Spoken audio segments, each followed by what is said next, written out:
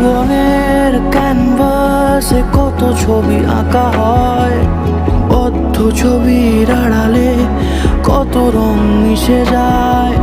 সময়ের পায়ে পায়ে সেই ছবি ছিঁড়ে যায়, টুকরো ছবির গোপনে কিছু রং থেকে যায়।